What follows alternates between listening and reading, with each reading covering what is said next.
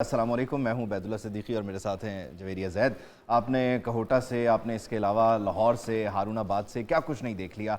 और ये आज के दिन की एक्टिविटी और बज़ाहिर ये लग रहा है कि ख़त्म हो रही है, लेकिन कहा जा रहा है कि अभी भी कुछ एक दो इंगेजमेंट्स इन पॉलिटिकल लीडरान की हैं। खैर, वो जब जहाँ जहाँ जैसे जैसे लाइव आएंगे आपके साथ हम शेयर करेंगे। लेकिन क्योंकि ये दी न्यूज़ रूम है और हमारा एक एजेंडा, एक मिशन है, और वो है इन दिनों में आपको सिर्फ और सिर्फ इलेक्शन की गहमा गहमी और माहौल बताना। तो आज जहाँ हम आपको लेकर जाने वाले हैं वो कराची है, और कराची के दो हलके हैं, एक हल्का भी नहीं है, क्योंकि कल हमें लगा कि एक हल्के के बजाय हम दो हल्के करें, क्योंकि दिन कम है और मुकाबला जो है वो नंबर्स का बहुत ज़्यादा है।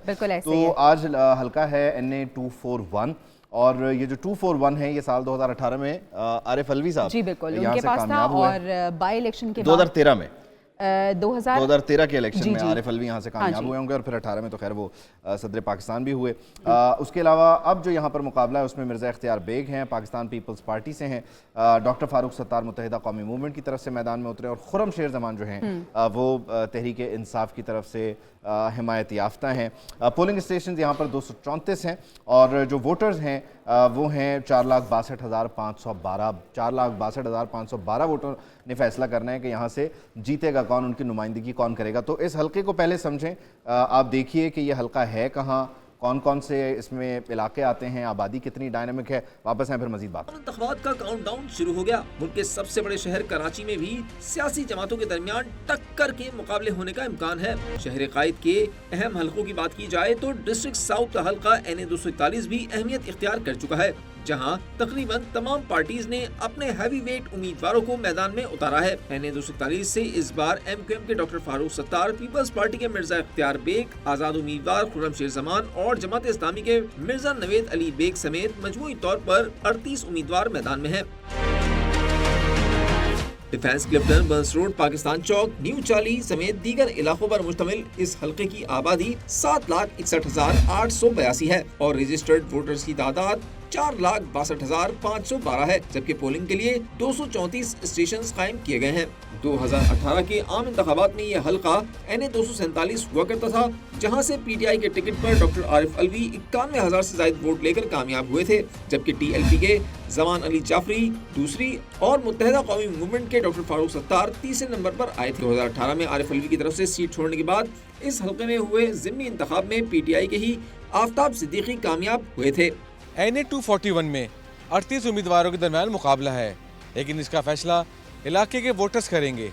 कैमरामैन अली हसन और मशहूर के साथ रेहान हाशमी, एक न्यूज़ कराची। तो इस हल्के की थोड़ी सी डिटेल्स आपने जान ली हैं, कुछ समझ आपको आया होगा। लेकिन 2018 से 2024 आ गया है, लेकिन कराची का जो हल्का है NA 241, इसके मसाइल अपनी जगह जूं के तू हैं। सड़कें टूटी हुई हैं, सीवरेज का निज़ाम दरम बरम है, पानी नहीं है, बिजली नहीं है। आवाम ये कह रहे हैं कि हमने जिनको वोट दिए थे वो तो दोबारा हल्के में नजर ही नहीं आ रहे। वादे वफा हुए न दावे पूरे हुए। कराची के हल्के NA 241 के मसाइल अपनी जगह मौजूद, हल्के के बासी सियासी जमातों से सख्त नाराज नजर आने लगे। नाज़िर हल्के NA 241 में आने वाले ओल्ड सिटी एरियाज के हैं, जहां सीवरेज का बदहाल निजाम, कचरे के अंबार, खराब इंफ्रास्ट्रक्चर समेत दीगर मसाइल मकीनों का सब्र आजमा रहे हैं। हम लोगों ने आज से तकरीबन 3 साल पहले जो है एक आज़ाद काउंसिलर को खड़ा किया। अब वो बेचारा अकेलों की बुनियाद पे जितना भी चाहता है वो सफाई का काम कराता है, लेकिन है ये कैंटोनमेंट बोर्ड का एरिया। अब CBC का एरिया लाजिम बात है KMC में नहीं आता और किसी और इदारे में नहीं आता, तो तवज्जो तो उन्हीं लोगों की होनी चाहिए। हमारे इलाके में तो बहुत सारे मसाइल हैं, गैस के भी मसाइल हैं, पानी के भी मसाइल हैं। पानी आता नहीं है, पानी के जो है यहाँ पे टैंकर डलते हैं, टंकियाँ डलती हैं। और वोट का तो आप अल्लाह जो अच्छे काम करेंगे उनको वोट मिलेंगे। यहाँ पे पानी का एक तो सबसे बड़ा मसला है, कचरे का यहाँ पे कोई वो नहीं है देखने वाला कि क्या हो रहा है। होश इलाकों में रहने वालों की कहानी भी कुछ अलग नहीं। एक न्यूज़ को बताया कि पानी का बहरान संगीन हो चुका है, घरों में गैस नहीं, वोट लेने वाले जीतने के बाद दोबारा नहीं आते। यहाँ पे इतना पता है सबसे बड़ा मसला यहाँ पानी का है, पानी नहीं आता यहाँ पे, और सीवरेज का निज़ाम सही नहीं है यहाँ पे। वो पानी का सबसे मेन मसला है, क्योंकि पानी यहाँ आता है 20 मिनट। उसके अलावा पानी के लिए बहुत मछली टंकियाँ चल रही होती हैं पानी की यहाँ पे। कोशिश जगह अच्छी हुकूमत है ताकि लोग को आसानी हो। महंगाई भी देखें कहाँ से कहाँ जा रही है, हर चीज़ में आइटम, हर दुकानदार है या मुलाजिम है, हर कोई परेशान हो रहा है। लोगों का कहना है कि इस बार वोट उसी को देंगे जो उनके मसाइल हल करने के लिए संजीदा इक़दाम करेगा और उनकी आवाज ऐवानों में पहुंचाएगा। कराची के पौश और मज़ाफ़ाती इलाकों पर मुश्तमिल ये हल्का NA 241 मसाइल से तो घिरा हुआ है, लेकिन शहरियों का कहना है कि वोट मांगने के लिए उम्मीदवार ज़रूर आते हैं और लेकिन जीतने के बाद उन्हें ढूंढना मुश्किल हो जाता है। कैमरामैन मसरूर और अली हसन के साथ रेहान हाशमी, एक न्यूज़ कराची। तो आप रोड टू इलेक्शन के इस सफ़र में कराची के डिस्ट्रिक्ट साउथ में मौजूद हैं। हल्का है NA 241। यहाँ से मुत्तहिदा कौमी मूवमेंट पाकिस्तान के senior deputy convener doctor Farooq Sattar पतंग के इंतखाबी निशान पर मैदान में हैं। एक बार फिर इस हल्के से किस्मत आजमाई कर रहे हैं। हल्के के मसाइल को MKM से बेहतर कोई नहीं जानता, हम ही इन मसाइल को हल करेंगे, ये फारूक सत्तार का दावा है। इस हवाले से डायरेक्टर साउथ रेहान हाशमी से उनकी गुफ्तगू हुई है, मुलाहिजा कीजिए। मौजूद हैं NA 241 के बहुत सीनियर पार्लियामेंटेरियन हैं जो काफ़ी अरसे से पार्लियामेंट में जाते रहे हैं, काफ़ी सीनियर हैं और लोगों से बड़ी उम्मीद है कि लोग कहते हैं कि जी जो उम्मीदवार डॉक्टर फारूक सत्तार वो हमारे मसाइल ज़रूर हल करेंगे। अब उनसे पूछते हैं कि NA 241 में जो मसाइल हैं उसका हल क्या होगा। जी डॉक्टर साहब ये बताएं कि NA 241 जो आपको पता है डिफेंस और मुज़ाफ़ाती उस पर मुश्तमिल है, तो आप तो वहाँ चप्पा जानते हैं, क्या समझते हैं कि वहाँ के वोटर्स को बाहर लाने में कामयाब होंगे आप? पहली बात तो मैं ये बताऊं कि मुझे MKM पाकिस्तान ने डिफेंस क्लिफ्टन पाकिस्तान चौक, बंस रोड और सदर PNT कॉलोनी, दिल्ली कॉलोनी वहाँ से भी दिया है। अच्छा, अब ये दो मुख्तलिफ इलाके हैं और ज़ाहिर है बड़े एक जैसे और बड़े मुख्तलिफ चैलेंजेस भी हैं। देखिए, डिफेंस क्लिफ्टन का मसला ये है कि अब वहाँ के बरसाती नाले, वहाँ की सड़कें भी टूटी हुई हैं, यानी एक ही सफ़ में खड़े हो गए डिफेंस और तैसर टाउन, ना कोई बर्गर रहा ना कोई बन कबाब। तो मतलब ऐसा लगता है कि इस कराची पर जो हुक्मरान 15 सालों से मुसल्लत थे, उन्होंने ये तय कर लिया कि लियाकताबाद को भी तबाह करना है, लियारी से वोट लेके उससे भी तबाह बर्बाद करना है और डिफेंस क्लिफ्टन के मकीनों को भी माशी तौर पर इतना कमज़ोर कर देना है कि वो अपने घरों को, अपनी जायदाद, अमलाक को बेचकर नौजवान भी मुल्क से बाहर चले जाएं ताकि लोगों में मायूसी आ जाए। इंशाअल्लाह अब इनके जबर और जुल्म का ये सिलसिला ख़त्म हो रहा है और NA 241 हमने जीता भी है और हमें हराया भी गया है, लेकिन इस मरतबा डिफेंस और क्लिफ्टन के जो रेजिडेंट्स रहने वाले वो भी ये महसूस कर रहे हैं कि भाई उन्हें एक ऐसा उम्मीदवार दिया गया है जो कि 30-35 साल से मुसलसल सियासत में है और अल्हम्दुलिल्लाह कोई ऐसा चार्ज या इल्ज़ाम नहीं है और एक साफ़ सुथरा मेरा करियर रहा है, तो उनको ये एतबार है। डॉक्टर फारूक सत्तार पर उम्मीद है कि वो अपने हल्के में जो काम करेंगे लोग उनको ज़रूर जितवाएंगे। जनाब, NA 241 की सूरत हाल आपने देख ली, कौन कौन यहाँ पे उम्मीदवार है वो भी आपको बता दिया। अब दूसरा हल्का आज का हमारा है NA 242। 2018 में बहुत इंटरेस्टिंग, बहुत कंट्रोवर्शियल भी रहा ये पहले से, इस वजह से काफ़ी अहमियत है इसकी। जनाब, अगर हम 2018 की बात करें तो फैसल वाबडा साहब पाकिस्तान तहरीक इंसाफ का होल्डर रहा यहाँ पे जी, और उसके बाद पीपल्स पार्टी ने जगह ली और कादिर मंदोखेल साहब यहाँ इलेक्शन के जरिए कादिर मंदोखेल साहब आ गए। इस मरतबा NA 242 से कादिर मंदोखेल एक बार फिर उम्मीदवार हैं और ये हल्का जिसमें पहले मुस्तफा कमाल उम्मीदवार भी रहे, जीते नहीं हैं, वो MKM की तरफ से पतंग के निशान पर हैं और इस तरह से इस हल्के में ये किस्मत आजमाई होने जा रही। शहबाज शरीफ भी यहाँ से उम्मीदवार थे लेकिन उन्होंने फिर विड्रॉ किया। अब यहाँ जो रजिस्टर्ड वोटर्स हैं वो हैं 4,37,790 और पोलिंग स्टेशन हैं 286। तो 286 पोलिंग स्टेशन पर 4 लाख से ज़ायद ये जो वोटर्स हैं अपना हक़ राय दही इस्तेमाल करेंगे। अब ये हल्का कहाँ है, कौन से इलाके हैं, कौन लोग रहते हैं, ज़रा इस हल्के को भी जानिए।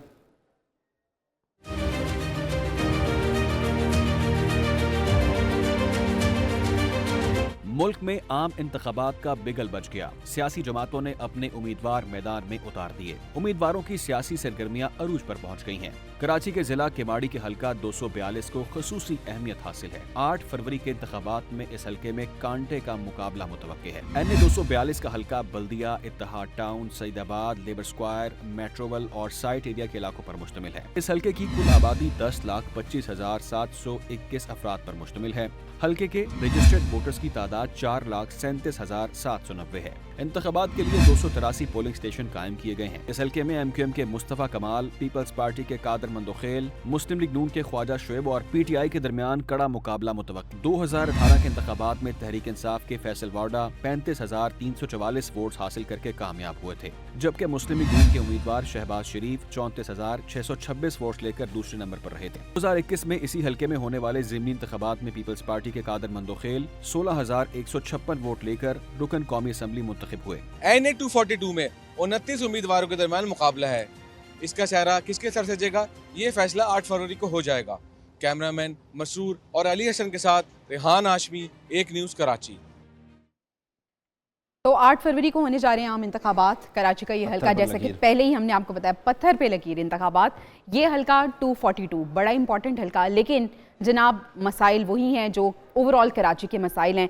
सड़कें नहीं हैं, कच्ची गलियां हैं, सीवरेज का सिस्टम नहीं है, मुकम्मल तौर पे तबाह हो चुका है, पानी नहीं है, बिजली नहीं है। सारा कुछ हम बताएंगे। नहीं, जरा देखिए। मैंने तो लाइफ में कभी भी किसी को वोट नहीं दिया, ना ही किसी को इस लायक समझा है कि वोट दूं। हर गली में जाओ तो गलियां भरी पड़ी है गंदे पानी से। मेरा ख्याल है पूरी कराची में सबसे जो है बदतर इलाका जो है बल्दिया टाउन। पानी का संगीन बहरान, बच्चों के लिए खेलों के मैदान नहीं, सीवरेज सिस्टम तबाह, इंफ्रास्ट्रक्चर भी टूट फूट का शिकार। ये कहानी है कराची डिस्ट्रिक्ट केमाड़ी के हल्का NA 242। Ittehad Town, Saeedabad, Labour Square, Site Area समेत दीगर इलाकों पर मुश्तमिल इस हल्के की बदतर हालत पर लोग कहते हैं उन्होंने हर एक को आजमाया मगर कोई काम ना आया। सूरत हाल ये है कि हल्के में सड़कों के नाम पर कच्ची गलियां हैं। यहाँ पे पानी का मसला होता है, गटर का मसला होता है, गलियों में गटरें भरी होती है, गली गंदी होती है, रोड कच्चे होते हैं, पानी की टेंशन होती है, गैस की टेंशन होती है, हर चीज़ों की टेंशन होती है। मैं 1988 में यहाँ आया हूँ। 1988 से लेके अब तक हमारे 50 फुट रोड का किसी ने अमल नहीं किया। जो भी आता है खा के चला जाता है, जो भी आता है खा के चला जाता है, क्या फायदा। कोई भी हुकूमत ने कोई काम नहीं किया अभी तक। सीवरेज के निज़ाम की बात की जाए तो मुकम्मल तौर पर तबाह हो चुका है। इलाका मुकीनों ने बताया कि लाइनें चौक हो चुकी हैं। कई बार शिकायत की, अपने तौर पर भी काम करवाए मगर मसला हल नहीं होता। यहाँ अभी वोटिंग शुरू हो रही है, दर दर कोई नाले बना रहा है, कोई क्या कर रहा है, कोई क्या कर रहा है। जब वोटिंग हो जाएगी, अपनी सीटें मिल जाएंगी, उसके बाद कोई भी नजर नहीं आएगा। पानी की निकासी का इंतज़ाम सही नहीं है। दूसरा, पानी की दस्तयाबी जो है वो नॉर्मल नहीं है, कम मिकदार में पानी हासिल होता है। और तीसरा जो है हमारी गलियां टूट फूट का शिकार हैं। वहाँ पर जो है अभी तक कोई पक्की वो गलियां बनी नहीं है। NA 242 की तारीख पर नजर डाली जाए तो यहाँ से 2013-2021 तक MQM, PTI, पीपल्स पार्टी के उम्मीदवार कामयाब हुए, जबकि नून लीग का भी एक बड़ा वोट बैंक हल्के में मौजूद है। मगर हल्के की हालत पर नजर डाली जाए तो हर एक की कारकर्दगी सिफर नजर आती है। पानी, बिजली, गैस और गटरे के ढक्कनों के मसाइल से घिरा हुआ ये हल्का शहरियों के लिए ये उम्मीद की किरण लाया है कि अगर उनके हल्के में खड़े होने वाले उम्मीदवार 8 फरवरी को जीत जाते हैं तो इनके तमाम मसाइल हल हो जाएंगे। ये फैसला आने वाला वक्त बताएगा। कैमरामैन अली हसन और मसरूर के साथ रेहान हाशमी, एक न्यूज़ कराची। तो हल्का NA 242 और इसके जो मसाइल हैं आपके सामने आ चुके हैं। डिस्ट्रिक्ट केमाड़ी का ये हल्का NA 242, यहाँ पर मुत्तहिदा कौमी मूवमेंट पाकिस्तान के जो सीनियर डिप्टी कन्वीनर हैं और साबिक़ मेयर कराची हैं मुस्तफ़ा कमाल, वो मैदान में, और वो ये कहते हैं कि यहाँ माजी में हल्के के अवाम की उन्होंने भरपूर खिदमत की और उम्मीद है कि 8 फरवरी को अवाम उन्हें मायूस नहीं करेंगे। रेहान हाशमी के साथ उनकी क्या बातचीत हुई है, आप ज़रा मुलाहिज़ा कीजिए। जी, इस वक्त हम मौजूद हैं NA 242 के उम्मीदवार सीनियर डिप्टी कन्वीनर मुस्तफ़ा कमाल साहब के साथ। इनसे पूछते हैं कि वो कितने पुरुमीद हैं अपने हल्के में उम्मीदवार की हैसियत से कि उनको वोट की तादाद कितनी होगी और क्या वो समझते हैं कि वो इस हल्के से कामयाब हो जाएंगे। जी मैं बिल्कुल मुझे बहुत अल्लाह की रात से उम्मीद है कि इंशाअल्लाह लोगों ने हमारी फेवर में वोट देना है और मुझे सिर्फ कामयाबी नहीं, मैं तो ये गुमान किए बैठा हूँ इंशाअल्लाह ताला कि हम बहुत भारी अक्सरियत से जीतेंगे और मैं क्यों कह रहा हूँ ये वाली बात, नंबर एक कि ये जो इलाका है ना 242, ये पाकिस्तान का सबसे पसमानदा इलाका है। यहाँ पर ऐसे इलाके हैं, ऐसे पॉकेट्स हैं जहाँ पर हर 2 महीने के बाद 1 घंटे के लिए पानी आता है, यानी कि साल में 6 घंटे का पानी। मैंने इस इलाके को मुंतखब इसीलिए लिए देखिए, आज मेरे पास अल्लाह ने मुझे ये मुकाम दिया है कि मैं अपनी पार्टी को जिस जगह से कराची में चाहूँ मुझे पार्टी वहाँ से टिकट दे दे, कोई मसला नहीं। जहाँ जिस सीट पे मैं हाथ रखूँ मुझे पार्टी वो टिकट दे दे, मुझे इजाज़त। मैंने खुद से ये जगह जो है वो सेलेक्ट की है। क्यों? क्योंकि ये क्या कि बहुत अच्छा नहीं, ये दुनिया पाकिस्तान का सबसे पसमानदा इलाका है और मेरा ये पैशन है कि मैं इसको टर्न अराउंड करूंगा। नंबर 1। नंबर 2, ये पाकिस्तान की हर जुबान बोलने वाला इस इलाके में रहता है, वरना कोई मुहाजिरों का इलाका है, कोई पख्तूनों का इलाका है, कोई बलोचों का। एक इलाके में सारे लोग कहीं और नहीं रह रहे, यहीं रह रहे। तो ये 2 चीजें हैं जो मुझे खींच के लेकर गई। मैं जब आज से 3 साल पहले वहां पर ज़िमनी इंतखाबात में लड़ा हूं तो मुझे वहां पर 9,500 वोट मिले, एमक्यूएम को 6,500 वोट मिले। उस वक्त जो जीतने वाला उसको 14,000 समथिंग वोट मिले। तो इन दोनों के वोट मिलाए तो हम उस वक्त भी जीते हुए थे, तो अब हम दोनों मिल गए हैं, हमारा मर्जर हो गया, ठीक है। तो वर्कर एक हो गए हैं, वोटर एक हो गए हैं, और प्लस हमने इन 3 सालों में लोगों में बड़ी पेनिट्रेशन की है, हर जुबान बोलने वालों। तो मैं बिल्कुल अल्हम्दुलिल्लाह अल्लाह की मदद होगी तो अल्लाह की रजा से इंशाअल्लाह मैं जीतूंगा। देखिए मुस्तफा कमाल साहब काफ़ी पुरुमीद हैं और जो उन्होंने मसाइल के बारे में बताया है, अगर वो मसाइल हल कर लेते हैं फौरी तौर पर जीतने के बाद, तो ऐसा लगता है कि इलाके की किस्मत। मुस्तफा कमाल तो बड़े पुरुमीद लग रहे हैं और वो कह रहे हैं कि 2018 बड़ी में भी भारी थे। अक्सरियत से हम जीतेंगे। उनकी डॉल्फिन पानी में नहीं उतरी। ऐसा अब ही देखते है, हैं पतंग उड़ती है या नहीं पतंग उड़ती है या नहीं। अब अगर हम बात करें पीपल्स पार्टी की, तो जनाब इसी हलके से जो पीपल्स पार्टी के उम्मीदवार हैं अब्दुल कादिर मंदुखेल साहब, वो भी मैदान में हैं और उन्होंने कहा है कि एक बार फिर इन्हीं को टिकट मिला है। डायरेक्टर साउथ रेहान हाशमी से खुसूसी गुफ्तगू कर रहे हैं, वो क्या कह रहे हैं, वो क्या दावे कर रहे हैं, सुन लेते हैं। इस वक्त मौजूद है NA 242 के उम्मीदवार अब्दुल कादिर मंदुखेल साहब से, जो इस हलके से पहले भी जीत चुके हैं, जिन इंतखाबात में काफ़ी लीड से जीते थे। इनसे पूछते हैं कि ये अपने हलके को कितना जानते हैं और कितने पुरुमीद हैं कि जो आने वाले 2024 में 8 फरवरी को होने वाले इंतखाबात में ये इनको लोग वोट देंगे और ये मुंतखब होंगे नहीं। जी कादिर साहब। देखिए NA 242 रवायती तौर पे पीपल्स पार्टी का हल्का नहीं था। पीपल्स पार्टी इस हल्के से लास्ट जो इलेक्शन जीता है 1988 का, उसके बाद कभी नहीं जीता, ना MP ना MNA। अल्हम्दुलिल्लाह ज़मनी इंतखाबात में जहाँ 2018 में शहबाज शरीफ साहब और फैसल वाडा के मुकाबले में मैं खड़ा रहा और उसके बाद फैसल वाडा साहब को नायल करा रहा और ज़मनी इंतखाबात में पूरे PDM को मैंने शिकस्त दी है। लेकिन वो शिकस्त भी मेरे लिए मुश्किल था। उसकी वजह ये कि मैं ख़ुद हल्के में नया था और 1 रुपये का मेरे पास काम नहीं था। आज अल्हम्दुलिल्लाह 9 अरब 20 करोड़ के तरक्याती काम करा चुका हूँ, यूनिवर्सिटी मंजूर करा चुका हूँ, रोड सीवरेज पानी का गैस लाइनों के जाल बिछा चुका हूँ और बेनज़ीर इनकम सपोर्ट के सेंटर खुलवाने से कम 15 दिन पहले का मेरे पास 50,000 का फिगर आया जो लोगों ने रजिस्ट्रेशन किया है और हमारा टारगेट है कम से कम 3 लाख जो अभी मज़ीद जारी है। इसीलिए से ये एक दूर दराज इलाका है, कराची का सबसे बदनसीब इलाका है, ना पानी है, न सीवरेज है, ना गैस है। गैस की अल्हम्दुलिल्लाह 5 अरब 20 करोड़ की लाने में बिछा रहा हूँ, काफ़ी हद तक मुकम्मल हो चुका है अल्हम्दुलिल्लाह। कादिर साहब, आपने इतने मंसूबे बताए हैं, वोटर कहता है कि जी कैंडिडेट आता है, जब इंतखाबात होते हैं वोट मांगता है, सुहाने ख्वाब दिखाता है, उसके बाद पहले कैंडिडेट हमें ढूंढता है, जब इंतखाबात हो जाते हैं तो वोटर कैंडिडेट को ढूंढता है। तो आप समझते हैं कि आप लोगों से बिल्कुल इन टच रहेंगे अपने हल्के में अगर आपको कामयाबी होती है? आपका सवाल जो है ना वो रवायती सवाल है बाकी सियासतदानों से। 2018 में 15 दिन पहले मेरी पार्टी ने यहाँ भेजा, मेरा हल्का नहीं था, मैं हार के भी हल्के में मौजूद था, 2021 में जीत के भी मौजूद था। ये कोई आदमी, मेरे मुखालिफ तरीन आदमी भी ये नहीं कह सकता है कि मंदुखेल करप्ट था या मंदुखेल गराजर था। कम से कम ये 2 क्वालिटी तो आप मेरे दुश्मन से भी पूछेंगे, वो भी आपको बताएंगे। तो ये रवायती सवाल आपका ठीक है, लेकिन अल्हम्दुलिल्लाह कोई गम कोई खुशी मैंने छोड़ा नहीं है। तरक्याती काम दिन भर मैं मुख्तलिफ डिपार्टमेंट में घूमता रहता हूँ, लोगों के मसाइल, और मेरे पास टाइम कितना था, टोटल 22 महीने भी, जिसमें असम्बली टूट गई, जिसमें एक दिन का नहीं पता कि असम्बली रहे कि नहीं रहेगी। 16 महीने की टोटल जो PDM हुकूमत थी और मैं आखिरी बेंचों में बैठा होता था, ना वजीर था, ना मुशीर था, ना वज़ीर आज़म था। देखिए अब्दुल कादिर मंदुखेल साहब ने जो बातें की हैं वो पुरुमीद हैं कि उन्होंने जो तरक्याती स्कीमें मंजूर कराई हैं, अगर उनके मुताबिक ये काम मुकम्मल हो गया तो वो लगता है कि वोटर उनके हक़ में वोट देंगे। ये फैसला 8 फरवरी को होगा। खैर कादिर मंदोखेल का ये गिला है कि उनके पास टाइम ही कितना था, सिर्फ 22 महीने ही तो थे। कोई कहता है हमारे पास टाइम ही कितना था, सिर्फ 3.5 साल ही तो थे, और कोई कहता है सिर्फ 16 महीने ही तो थे। तो एक बात तय कर लें कितना टाइम किसको चाहिए, उसके बाद हमारा कुछ भला कर दें या NA-242 के आवाम को कुछ भला कर दें। बिल्कुल ऐसी है जो बहुत परेशान है। खैर लोग क्या कह रहे हैं जी, 8 फरवरी 2024 का जो दिन है, उस दिन उनके क्या जज्बात हैं, क्या एहसासात हैं, क्या सोचते हैं, किसको देखते हैं, किसे पसंद करते हैं, सबसे भला कौन लगता है, उन्हीं की ज़बानी सुनिए। देखते हैं जो काम कराएंगे उन्हीं को वोट देंगे। वोट तो मेरा PTI को ही है।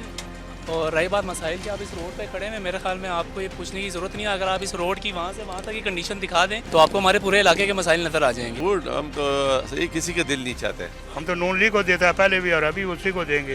वोट हम देंगे मुस्तफ़ा कमाल को, उन्होंने पहले भी बहुत काम करवाए हैं, इंशाल्लाह अभी हमारी उनसे उम्मीदें हैं। बाजी देखो फिलहाल चेक कर रहे हैं हम लोग, अभी पक्का नहीं है। हम वोट किसी को भी नहीं देंगे, कोई फ़ायदा नहीं, किसी को भी वोट दे दो काम करवाते नहीं, आते नहीं है, वोटों वाले दिन खाली सिर्फ नज़र आते हैं। तो कराची का हल्का NA-242 आवाम की राय कोई मुस्तफ़ा कमाल के साथ है, कोई कादिर मंदोखेल के साथ है, और कोई जो है वो कहता है कि इलेक्शन वाले दिन बताऊंगा कि मैं किसके साथ हूँ। तो एक सरप्राइज वोटर का एक फैक्टर है, आपको याद होगा जो एरिया भले वक्तों की बात है, मैं भी कराची गया था, मैं भी कराची की इन गलियों की खाक छान के जो है वो वापस आया हूँ। और इस सारी सूरत हाल में ये कि जो मसाइल थे वो वही थे जब मैंने कराची छोड़ा या कराची में रहता था तब की बात है। मुझे आपसे इजाज़त नहीं है, मैं ये शो नहीं कर सकता मजीद। क्यों बैठ कहाँ जा रहे हैं? न्यूज़ रूम जाना पड़ेगा। अच्छा चलें, बाकायदा जो हकीकी न्यूज़ रूम होता है, किस कैमरे के, चलें जी इस कैमरे में आ गए, हकीकी न्यूज़ रूम की तरफ चलते हैं। और ये जो सारी सूरत हाल है NA-242 की या NA-241 की, कौन उम्मीदवार है कौन उम्मीदवार नहीं है, ये वो सारी सूरत हाल है कि जो यहाँ से कवर हो रही है। ये हमारा सेंट्रल न्यूज़ रूम और फिर ये हमारी डिजिटल डेस्क। अब ये जो मामला है इसमें हमारी कोशिश है कि मुख्तलिफ़ तरीक़ों से या मुख्तलिफ़ जो इंटरेक्टिव मॉडल्स हो सकते हैं उनको अपनाते हुए हम आप तक जो है वो मामलात को पहुँचाएँ। तो आज के दिन रोड टू इलेक्शन में एक न्यूज़ ने आपको कराची के 2 हल्कों की सैर करवाई। दोनों हल्के बड़े इंपॉर्टेंट हैं, वैसे तो पाकिस्तान के तमाम हल्के बड़े इंपॉर्टेंट हैं, हर जगह से लोगों ने जो है वो उम्मीदों का इजहार किया अपने उम्मीदवारों से। अब ये आप देख सकते हैं NA-241, यहाँ पर हैं जनाब डॉक्टर फारूक सत्तार, पतंग का इनका इंतखाबी निशान है, जबकि दूसरी तरफ हैं खुर्रमशेर ज़मान, ये तहरीक इंसाफ के साथ थे, हैं, अभी भी तहरीक इंसाफ इनके साथ है, लेकिन तहरीक इंसाफ के पास बल्ला नहीं है। तो ये खुर्रमशेर ज़मान बगैर बल्ले के खिलाड़ी हैं जो मैदान में उतरे हैं आज़ाद हैसियत में। तो कराची का हल्का NA-241 जहाँ पर कांटे के मुकाबले की तवक्को की जा रही है फारूक सत्तार के दरमियान, कन्वीनर हैं, सीनियर डिप्टी कन्वीनर हैं MKM के, और दूसरी तरफ खुर्रमशेर ज़मान जो कि बड़े ही क्लोज समझे जाते थे बानी PTI के, और कराची की जो सियासत है उसको लेकर लेट्स सी यहाँ होता है क्या। तीसरे उम्मीदवार भी यहाँ पर मिर्ज़ा इख्तियार बेग, देखते हैं पीपल्स पार्टी यहाँ क्या करती है। अब जो मामला है वो है जनाब 242, ये बड़ा इंपॉर्टेंट हल्का, शहबाज शरीफ और मुस्तफ़ा कमाल का यहाँ पर जो टकराव था उसकी वजह से ये मीडिया में बड़ा डिस्कस होता रहा, लेकिन फिर शहबाज शरीफ यहाँ से दस्तबरदार हो गए। अब यहाँ पर हैं मुस्तफ़ा कमाल, और मुस्तफ़ा कमाल के साथ हैं अब्दुल कादिर मंदोखेल। मंदोखेल साहब यहाँ से पहले भी इलेक्ट हो चुके हैं, जो बाई इलेक्शन था फैसलावाडा की नाअहली की सूरत में जो हुआ, और इस तरह से मंदोखेल को यहाँ 22 महीने मिले परफॉर्म करने के लिए, डिलीवर करने के लिए। जबकि दूसरी तरफ मुस्तफ़ा कमाल 2016 में जब वापस आए और MKM की सियासत से उन्होंने लाताल्लुक़ी का ऐलान किया, उसके बाद हुआ ये कि उन्होंने डॉल्फिन के इंतखाबी निशान के साथ मामलात को सोचा, और इंतखाबी निशान जो था इसका डॉल्फिन का, इस डॉल्फिन के साथ वो चाहते थे कि वो पार लगें, लेकिन ये डॉल्फिन पार नहीं लग सकी, तैर नहीं सकी, और 2018 के इलेक्शन में मुस्तफ़ा कमाल साहब रह गए। अब उन्होंने सोचा कि पतंग का सहारा लिया जाए, और पतंग का सहारा लेते हुए उन्होंने सोचा कि वो शायद इस बार यानी 2024 के इंतखाबात में कामयाब हो जाएं। हवा बनी हुई है मुस्तफ़ा कमाल की, और जब वो मेयर थे तब भी उन्होंने इस हल्के में बहुत काम किया, और वो यही समझते हैं कि जो उनका निज़ामत का ज़माना था, घूम के सड़कों की खाक छान के, और फिर कराची की सड़कें जहाँ सड़कें हैं ही नहीं, गड्ढे हैं। अब ज़रा हम पहले शुरू कर लेते हैं 241 से, इम्पॉर्टेंट है और दिलचस्प बात यह है कि अभी जो हम उम्मीदवार लेके बैठे हुए हैं वो मिर्ज़ा इख्तियार बेग हैं या खुर्रमशेर ज़मान है या डॉक्टर फारूक सत्तार हैं, लेकिन एक चीज़ और मुझे आप कह लीजिए सवाल पूछने में मजबूर करती है, वो ये कि TLP 18 में दूसरे नंबर पर थी, उसका भी एक बड़ा तगड़ा वोट बैंक है, वो कहाँ रिफ्लेक्ट हो रहा है इस बार 2024 के जो 8 फरवरी को। लेकिन जो हमें नज़र आ रहा है डॉक्टर फारूक सत्तार काफ़ी सीनियर हैं, उन्होंने काफ़ी मेहनत की है। जो मुज़फ़्फ़ाती इलाका है जो फारूक सत्तार जिससे पुरुमीद हैं, इसमें बंच रोड है, अहमद जिना रोड है, बोल्टन मार्केट है, ये वो हल्का है जो मेमन कम्युनिटी काफ़ी रहती है। और आपको जैसे पता है कि वो सत्तार बड़ा पेनिट्रेट करते हैं इस हल्के में और काफ़ी उनको लोग सपोर्ट करते हैं। मुकाबला तो ऐसा लगता है वन साइडेड ही होगा अभी तक की तलाश। डॉक्टर मिर्ज़ा अख्तार बेग पहले भी यहाँ से हल्के में खड़े हुए हैं लेकिन वो कामयाब नहीं हो सके। जब 2018 के इलेक्शन थे तो यहाँ से डॉक्टर आरिफ अलवी मुंतखब हुए थे, हमने देखा था पोलिंग स्टेशनों में डिफेंस में ख़ास तौर पर लाइनें लगी रहती थी लेकिन ऐसा लगता है कि जैसा आपने खुद कहा खुर्रम क्योंकि अभी है नहीं, किसी को नहीं पता वो कहाँ हैं और ना उनकी कैंपेन है, तो ऐसा लगता है कि पल्ला भारी है फ़ारूक सत्तार का। लेकिन फ़ारूक सत्तार को इसमें बहुत मेहनत करना पड़ेगी क्योंकि काफ़ी सिनेरियो चेंज हो चुका है। 2024 में आपको जैसे पता है कि नौजवान नस्ल काफ़ी वोटर बन चुके हैं और फ़ारूक सत्तार का भी हमने जब पूछा था उनसे, उन्होंने कहा जी हमारी भी कोशिश है कि हम अपने हलकों में जाके वो तमाम काम गिनवाएं जो हम पहले कर चुके हैं, क्योंकि एमकेएम का जो सबसे ज़्यादा जो कहा जाता है बड़ी स्ट्रॉन्ग है वो बंस रोड, इसके अलावा अच्छा रेहान, आप तो हमें ग्राउंड रियलिटी बता रहे हैं, यकीनन कि अवाम क्या राय रखती है और नौजवान हर सियासी जमात ये चाहती है कि वो यूथ को इंगेज करे। इससे पहले हमने 2018 की जैसे बात की कि पहले वहाँ पे डॉक्टर आरिफ अलवी साहब थे, फिर पाकिस्तान तहरीक इंसाफ के ही आफ्ताब सिद्दीकी वहाँ से उनका होल्ड रहा। वहाँ की आवाम क्या राय रखती है? क्या पाकिस्तान तहरीक इंसाफ ने कोई ऐसी लेगेसी छोड़ी है जो उन्हें याद हो? क्योंकि पीपल्स पार्टी और एमक्यूएम से भी कराची वाले को इतने खुश नहीं है। देखिए पीटीआई से भी खुश नहीं है। अच्छा। उनका कहना था जी जो कराची वालों ने जिनको जितवाया 2018 में, उसके बाद वो वजारतों में या रवान सदर जाके ऐसे गायब हुए कि हम उनको ढूंढते ही रह गए। लोग ही कहते हैं, हमने जब ग्राउंड रियलिटी लोगों से पूछा, लोग कहते हैं जी आरिफ अलवी साहब को हम देखते थे रक्शे में घूम रहे हैं, बारिशों के पानी में डिफेंस में घूम रहे हैं। जब से वो सदर बने उसके बाद तो हमारे हल्के को किसी ने आके पूछा नहीं। तो गिला वहाँ भी है, ये नहीं गिला नहीं है, क्योंकि लोगों ने बड़ी उम्मीदें थी कि जी कराची से जो पीटीआई को जितवाया था जी बड़े तरक्याती कामों में बड़ा किरदार होगा, कचरा उठेगा, पानी आना शुरू हो जाएगा नलकों में, ख़ास तौर पर डिफेंस और के इलाकों में जो टैंकर माफिया है उसका राज ख़त्म हो जाएगा। वो 0/0 है। आज की तारीख तक डिफेंस में बगैर टैंकर के पानी नहीं आता। इसकी बाज़गश्त तो आपको सिंध हाई कोर्ट तक सुनाई दी गई थी। बिल्कुल ऐसी। और ये रेहान मेरे ख्याल में एक डायलेमा है कि जो बुनियादी ज़रूरियात ही आवाम को नहीं मिल रही हैं। फ़ारूक सत्तार साहब बड़े दावे कर रहे हैं, वो कह रहे हैं कि हमें यहाँ पे आना चाहिए क्योंकि हमें यहाँ के मसाइल का पता है, लेकिन सिर्फ मसाइल का पता होना मेरे ख्याल में काफ़ी नहीं है। आवाम भी यही कहती है, मसाइल का सबको पता है लेकिन उनके हल के लिए कोई काम नहीं कर रहा। देखिए बिल्कुल आपने सही कहा, हल के लिए कोई काम नहीं कर रहा। और जब से ये 22 अगस्त के वाक़े के बाद जो मुस्तफ़ा कमाल पीएसपी के सरबराह थे, उसके बाद जो एमक्यूएम 2 हिस्सों में बटी थी, उसमें वोटर्स भी काफ़ी परेशान था। लोगों को समझ नहीं आ रहा था कि हम जब 2018 में पीएसपी को वोट दें, एमक्यूएम कुछ लोग कहते थे हम जो चाहते थे कि जी हम एक हो जाएं, पीएसपी और एमक्यूएम, काफ़ी कोशिशें हुई, बिलाखिर हो गई। उसका भी खमियाजा एमक्यूएम को उठाना पड़ा। इसके नतीजे में एमक्यूएम बिल्कुल ऐसी यकीन है उसका खमियाजा भुगतना पड़ा। लेकिन अभी इस चीज़ से आगे निकल के देखना है कि इंतखाबात में किस तरह से लोगों को अट्रैक्ट करना है, क्योंकि आवाम किसी भी सियासी जमात से अपेरेंटली अभी खुश नहीं नज़र आ रही। बहुत शुक्रिया रेहान हाशमी, आप हमारे साथ मौजूद थे। आज हम 2 हल्कों की बात कर रहे थे, कराची के मसाइल की हम बात कर रहे थे, NA 241 और 242। उबैद, इससे पहले कि हम आगे बढ़े, जब हम मसाइल की बात कर रहे थे तो हमने एक मसला किया कि यहाँ पे बच्चों के लिए खेल का मैदान नहीं है। मेरे ख्याल में ये तो कराची वालों के लिए एक एक्सेसरी है, उनके तो बेसिक नेसेसिटीज़ पूरी नहीं हो रही है। सड़कें नहीं है, खैर बिजली पानी नहीं है, मसाइल और भी हैं इस मुल्क में। अभी तो सिर्फ आप 2 हल्कों के मसाइल बता रहे, मजमूई तौर पे इस मुल्क के कई मसाइल हैं, जैसे एक सीक्रेट डॉक्यूमेंट का फाश होना, पब्लिक में लाके उसको लहराना, मेरे पास एक ख़त है और फिर वो खत भी नहीं था, फिर पता चला कि उसको मैनिपुलेट किया गया। साइफर केस का फैसला आ गया, लिंक करना पड़ रहा है ना, याद दिलाना पड़ रहा है लोगों को, लोग मानते नहीं हैं। तो साइफर केस का मामला जिसे खुसूसी अदालत ने सुना और अडियाला जेल में सुना, और बानी पीटीआई और उस वक्त के वज़ीर ख़ारिजा शाह महमूद कुरैशी दोनों इसके मुलजिम थे। मुलजिम नामजद हुए, चालान जमा हुआ, केस हुआ, गवाहान ने बयानात रिकॉर्ड करा और आज बिलाखिर 10-10 साल कैद की सज़ा दोनों को सुना दी गई है। और इस तरह से ये मामला अपने क्लोजर को पहुंचा है। लोअर कोर्ट से अभी हाई कोर्ट का फोरम मौजूद है, एंड देन अगेन अगर हाई कोर्ट से भी तशफ़ी नहीं होती बानी पीटीआई और शाह महमूद कुरैशी की, तो फिर ये मामला सुप्रीम कोर्ट ऑफ पाकिस्तान तक भी जाया जा सकता है।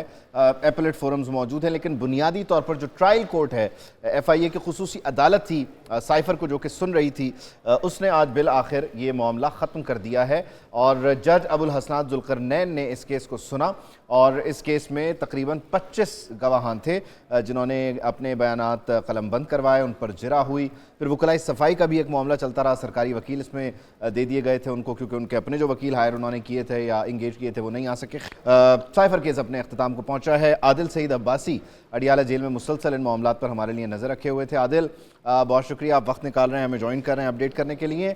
यकीनन अभी हाई कोर्ट का फोरम मौजूद है, सुप्रीम कोर्ट ऑफ पाकिस्तान का फोरम मौजूद है, लेकिन आज के दिन ये मामला ट्रायल कोर्ट से अपने अख्ताम को पहुंचा है। आज के दिन कार्रवाई क्या रही? आखिरी मौका भी दिया गया था गालिबन बयान रिकॉर्ड करवाने का, फिर वो दस्तखत के मामले पे भी सुना है कि दस्तखत नहीं किए। हुआ क्या आज अडियाला जेल में? और फिर वो जो दूसरों की सज़ाओं पे खुशी मनाते थे या शादियाने बजाते थे, उनके आज अपनी सज़ा सुनते हुए क्या तासुरात थे, ये भी ज़रा मैं जानना चाहूँगा। देखिए, 16 अगस्त 2023 को ये मुकदमा जो है बनाया गया था साइफर केस का। शाह महमूद कुरैशी और बानी पीटीआई, इन दोनों को मुल्जिमान इस मुकदमे में बनाया गया था और उन पर इल्ज़ाम लगाया गया था कि साइफर जो एक कोडेड ख़त था अमेरिका की जानिब से, असद मजीद जो वहाँ पर अमेरिका की जानिब से उन्होंने लिखा था पाकिस्तान को, और यहाँ पर सेक्रेटरी खारजा जो थे सोहेल महमूद, उनकी जानिब से भी ये तस्दीक की गई कि ये जो साइफर है वो आया था। और उसके बाद इस तमाम मुकदमे में जो अहम गवाह थे, जो आजम खान उस वक्त के प्राइम मिनिस्टर बानी पीटीआई के जो सेक्रेटरी थे, उनकी जानिब से भी इस बात की तस्दीक की गई कि साइफर जो है वो आया था और बानी पीटीआई को उनकी जानिब से आजम खान ने उनको दिया था और बानी पीटीआई की जानिब से वो गुम हो गया। ये सारा इल्ज़ाम था इस साइफर केस में।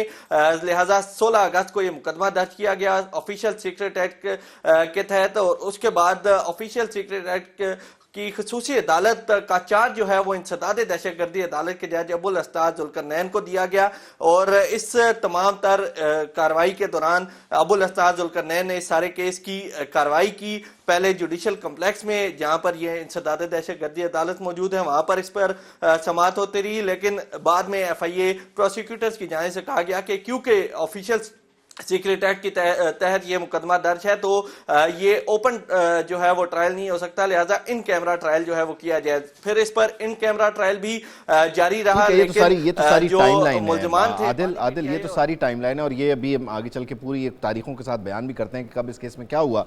जरा ये बताएं कि जब ये ओपन हो गया मामला और यहाँ पर सहाफ़ियों को भी जाने की इजाज़त थी तो फिर तो कोई खलल नहीं था ना आपके जाने में, आपके एक्सेस में, बाकी लोगों के जाने में? और फिर उमूमन जब ओपन हो गई तो बानी पीटीआई की फैमिली आती थी, शाह महमूद कुरैशी की फैमिली भी होती थी, किसी को कोई एतराज़ तो नहीं था?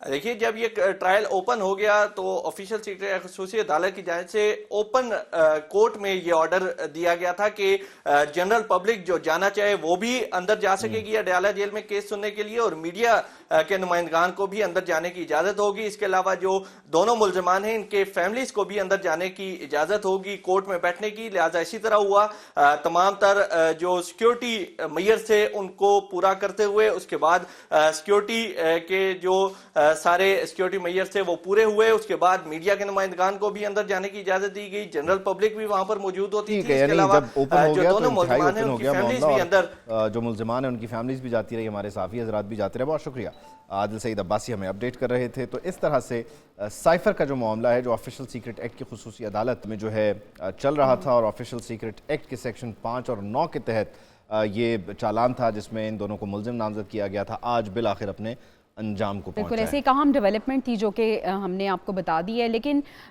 इंतखाबात का मौसम है, इंतखाबात के मौसम में जलसे जुलूस हो रहे हैं और तमाम सियासी जमातें हमें एक्टिव नज़र आ रही हैं।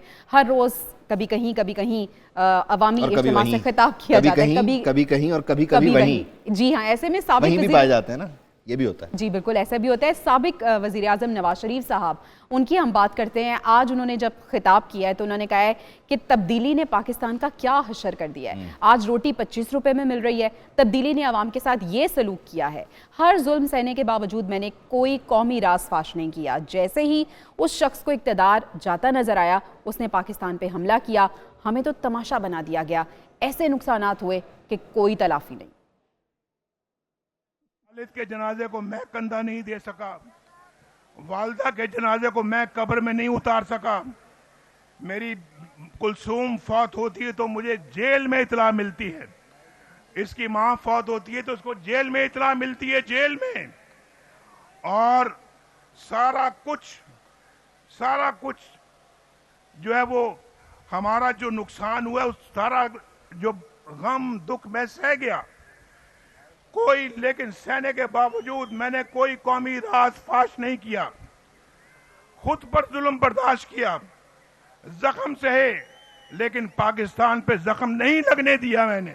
उस तब्दीली ने पाकिस्तान का क्या हशर किया कि आज 25 रुपए में रोटी मिलती है एक, और नवाज शरीफ के दौर में 25 रुपए में 5 रोटियां मिलती थी। 5 खैर 25 रुपए में 5 रोटियां मिलती थी, ऐसा लगता है बहुत पुराने वक्तों की बात है। लेकिन खैर अब तो 25 रुपए की एक ही रोटी मिल रही है और खा रहे हैं रोटियां।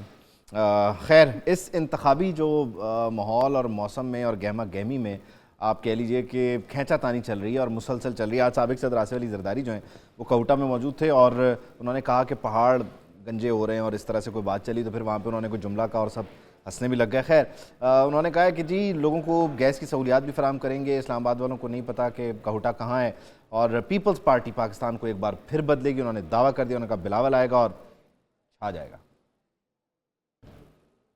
आपको गैस नहीं मिलती तो आने वाली नस्लों का नुकसान जो है उन पहाड़ों के गंजे होने का है, तो अल्लाह रहम करेगा, इंशाअल्लाह अल्लाह हमें ताकत देगा कि हमको आपको गैस देंगे और हर सहूलत जो आप यूनिवर्सिटी की बात कर रहे हैं, मैं मेडिकल कॉलेज और यूनिवर्सिटी की बात कर रहा। मुल्क बड़े बुरे हालात में था, शायद होगा, मगर हम मुल्कों को और अपने मुल्क को बुरे हालात से निकालना जानते हैं।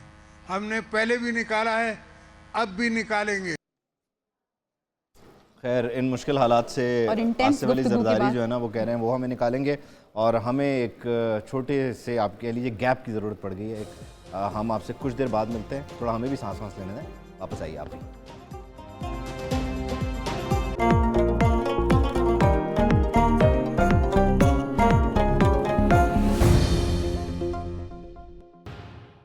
हेडलाइंस आपने जानी। न्यूज़ रूम में अभी अहम डेवलपमेंट की बात करते हैं जो आज हुई है आज की। जी हाँ, कि रावलपिंडी के डयाला जेल में कायम जो खुसूसी अदालत थी साइफर केस में बानी पीटीआई और साबिक वज़ीर ख़ारजा शाह महमूद कुरैशी को उसने 10 साल कैद बामुशक्कत की सज़ा सुनाई और बानी पीटीआई का 342 का बयान रिकॉर्ड किया गया। मुख्तसर समाअत हुई, इसके बाद फैसला सुनाया गया। अब फैसला जब सुनाया गया, कौन कौन यहाँ पे मौजूद था, मामला है क्या, फैसला आने के बाद क्या मुहर्रकात होंगे, क्या इस फैसले को चैलेंज किया जा सकेगा या नहीं, और दीगर बहुत ऐसे सवाल जो हमारे जहनों में भी हैं और यकीनन आप भी उनको जानना चाहेंगे और उनके जवाब जानना चाहेंगे। हम न्यूज़ रूम में इस सब पे बात करेंगे। रूटीन का मामला है, सियासी गहमा गहमी, जल्द से जुलूस, उसमें होने वाले दावे वादे और एक दूसरे पर तनकीद। पाकिस्तान में करप्शन से मुतालिक अलबत्ता खबरी आई है कि स्कोर बढ़ा है हमारा, यानी स्कोर करप्शन करने में नहीं बढ़ा, करप्शन हमने कम किया इसलिए स्कोर बढ़ा है। रिपोर्ट ट्रांसपेरेंसी इंटरनेशनल ने जारी की है। अब इस रिपोर्ट के मुताबिक हम कहाँ स्टैंड कर रहे हैं, कितनी करप्शन कम हुई और सबसे इंपॉर्टेंट करप्शन कब कम हुई, यानी किस दौर में कम हुई। ये बहुत इंपॉर्टेंट है क्योंकि जिन पे इल्ज़ाम करप्शन कम हो गई है। खैर लेकिन सबसे पहले जैसे जवेरिया ने मामला सेट कर दिए, रन डाउन तय कर दिया, अब इसको छेड़ा नहीं जा सकता और यकीनी तौर पे आज के दिन साइफर केस से इंपॉर्टेंट कोई चीज़ है नहीं, तो इसका फैसला आ गया है। खुसूसी अदालत ने बानी पीटीआई को 10 साल कैद की सज़ा सुनाई। साबिक वज़ीर ख़ारजा शाह महमूद कुरैशी को भी 10 साल कैद की सज़ा सुना दी गई। अडियाला जेल में साइफर केस की समाअत खुसूसी अदालत के जज अबुल हसनात जुल्करनैन ने की। बानी पीटीआई और शाह महमूद कुरैशी अदालत में मौजूद थे। जज ने पूछा, आपके वकला हाजिर नहीं हो रहे, आपको स्टेट डिफेंस काउंसिल फराहम की गई? वकलाए सफाई ने कहा, हम जरा कर लेते हैं। बानी पीटीआई और शाह महमूद कुरैशी को 342 का सवालनामा दिया गया। दोनों मुल्ज़िमान ने कहा कि हमारे वकला मौजूद नहीं, बयान कैसे रिकॉर्ड करवाएंगे। अदालत ने बानी पीटीआई का 342 का बयान रिकॉर्ड किया। अदालत ने बयान रिकॉर्ड करने और इस सारे मामले को कंक्लूड करने के बाद एक मुख्तसर फैसला सुना दिया। आज की समाअत भी बड़ी मुख्तसर थी और short simple and sweet it was. और दूसरी तरफ ये कि कल रात गए तक अलबत्ता मामला चलता रहा और लोगों की तवक्को थी कि शायद कल रात को कुछ खबर आएगी, लेकिन इसके लिए दिन का इंतजार किया गया ताकि ये ना हो कि एक बार फिर रात में कार्रवाई डाल दी। बिल्कुल ऐसे ही है। और ऑफिशियल सीक्रेट एक्ट के सेक्शन 5 के तहत अगर जुर्म साबित हो जाए तो 2 से 14 साल तक कैद की सज़ा और कुछ मामलात में मौत की सज़ा भी शामिल होती है।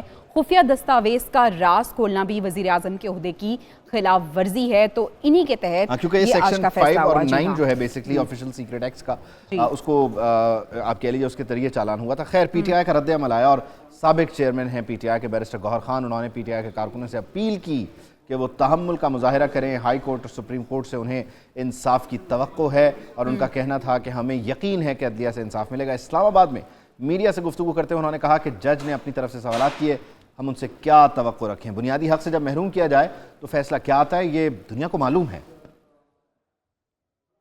बड़ा रश करके जज साहब चला रहे हैं और जिस तरीके से चलाना चाहिए बिल्कुल आईनी और कानूनी तरीक़ेकार से हट कर चला रहे हैं। कल भी जज साहब ने अपने तरफ से क्वेश्चंस किए और कोई भी जो राइट आपका होता है क्रॉस एग्जामिनेशन का, 12 विटनेसेस को जिस तरीके से क्रॉस एग्जामिन किया, इसकी कभी आपको हिस्ट्री में मिसाल नहीं मिलेगी।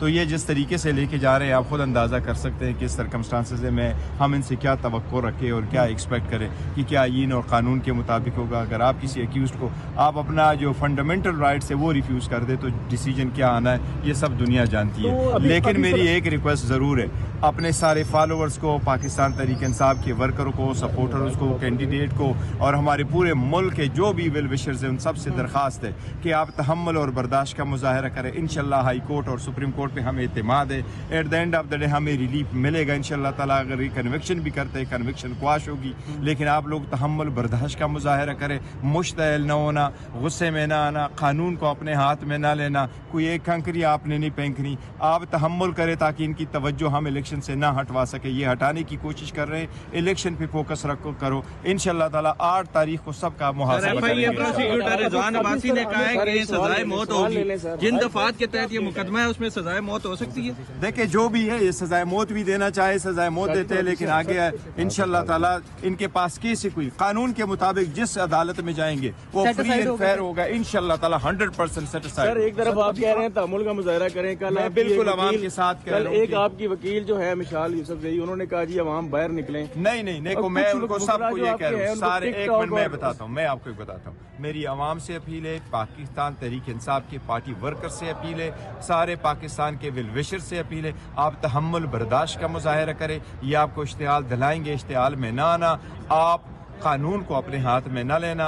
हम इसको कंडेम करते हैं जिस तरीके से उन्होंने ट्रायल चलाया है, लेकिन इंशाल्लाह अदालतें हमें रिलीफ देंगी। आप तहम्मुल बर्दाश्त का मुजाहरा करें, आप इस्तिकामत रखें, इंशाल्लाह ताला 8 तारीख को सबका एहतसाब हो जाएगा। आखिर में सिर्फ खान साहब के हवाले से बता दीजिए कि कल जो कार्रवाई हुई बातें ये बाहर आ रही है कि खान साहब फ्रस्ट्रेटेड थे, गुस्से में नहीं खान साहब ने गुस्से में आते न फ्रस्ट्रेटेड होते हैं, उनको पता है कि ये फिक्स मैच है, लेकिन वो हमेशा से हैं इया का नाबद वही या कर। उन्होंने कल कहा, खान साहब ने कल कहा कि मैं थोड़ा सा परेशान हूँ और मुझे इजाजत चाहिए सलमान सफदर साहब से, तो वो किस हवाले से परेशान? नहीं उन्होंने परेशानी का नहीं कहा, कोई जिक्र नहीं किया कि हमें कोई टाइम चाहिए। अलबत्ता खान साहब इधर थे, मैंने उनको कहा था मैंने परसों जाना है, तो खान साहब ने कहा 1-2 दिन में। मुस्लिम लीग नून के रहनुमा राना सनाउल्लाह साहब ये कह रहे हैं कि जनाब बानी पीटीआई ने ये कहा था कि साइफर के साथ हमने खेलना है, रियासती मफादात के साथ खेलने पर सज़ा तो बनती है। हसास दस्तावेज़ात को अवाम में लहराने से रियासत को नुकसान पहुंचा और ये खुशकिस्मत हैं कि इनके पास सुप्रीम कोर्ट का फॉरम मौजूद है। नवाज शरीफ को तो डायरेक्ट सुप्रीम कोर्ट से सज़ा हुई थी। खैर राना सनाउल्लाह जो हैं मुस्लिम लीग नून पंजाब के सदर साबिक़ वज़ीर दाखिला, उनका ये कहना है कि शुक्र करें अभी तो सुप्रीम कोर्ट है, वरना हमारी केस में तो डायरेक्ट सुप्रीम कोर्ट ही था, फिर हम कहाँ जाते। आज़म नज़ीर तारड़ ने भी आज न्यूज़ कॉन्फ्रेंस किया, वो कहते हैं कि बानी पीटीआई को मौक़े दिए गए लेकिन किसी सवाल को संजीदा नहीं लिया गया, अदालत के सज़ा सुनाने के सिवा कोई रास्ता नहीं था। उनकी जानिब से जो गुफ्तगू की गई है आज के दिन इस सारे मामले पर उन्होंने रद्द-ए-अमल दिया है, उसमें उन्होंने यही कहा कि बार बार मौका था अपने आप को बेगुनाह साबित करने का, लेकिन ये नहीं हुआ, बल्कि ऑफिशियल सीक्रेट एक्ट की तमाम शकों का मजाक उड़ाया गया है इन हजरात की जानिब से जिन्हें सज़ा हुई है।